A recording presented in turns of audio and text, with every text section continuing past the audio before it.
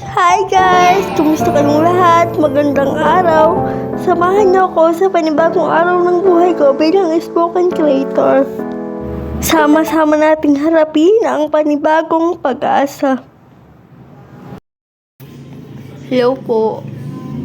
Sa before Holy Week, nagbabalak po ako na gumawa ng message para sa Panginoon. Kaya lang, or ng spoken poetry or message nga. Kaya lang po, hindi po siya natuloy. Pero itutuloy ko pa rin po na gawin yung message for the Lord.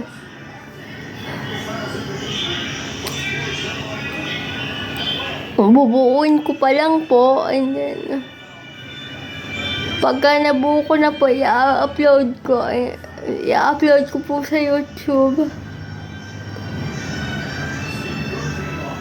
At saka nga po pala, diba sabi ko, pag sapit ng July, magpo-focus po tayo sa pagbabasa ng Bible.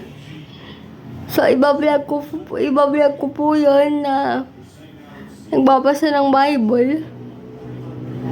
And then, meron pa rin po mga tula, isisingin ko pa rin po yun. Kapag hindi ako nakakapagbasa ng Bible, tula po ang i-upload ko.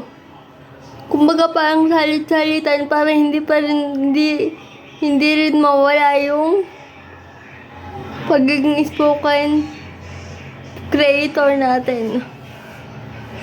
So yun lang po, abangan nyo na lang po.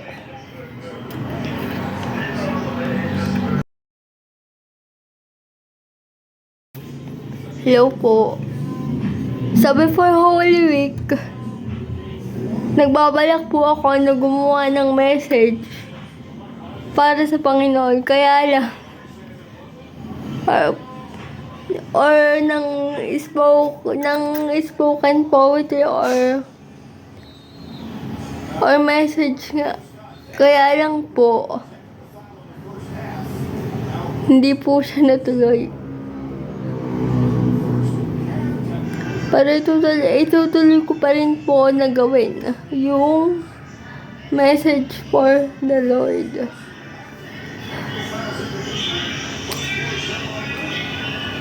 Bubuuin ko pa lang po, and then pagka nabuo ko na po, i-upload ko po sa YouTube. At saka nga po pala, diba sabi ko, pag sapit ng July, magpo-focus po tayo sa pagbabasa ng Bible. So, ibablog ko po yun na nagbabasa ng Bible. And then, meron pa rin po mga tula, isisingin ko pa rin po yun. Kapag hindi ako nakakapagbasa ng Bible, tula po ang i-upload ko. Kumbaga parang salit-salitan para hindi rin mawala yung pagiging spoken creator natin. So yun lang po, abangan nyo na lang po.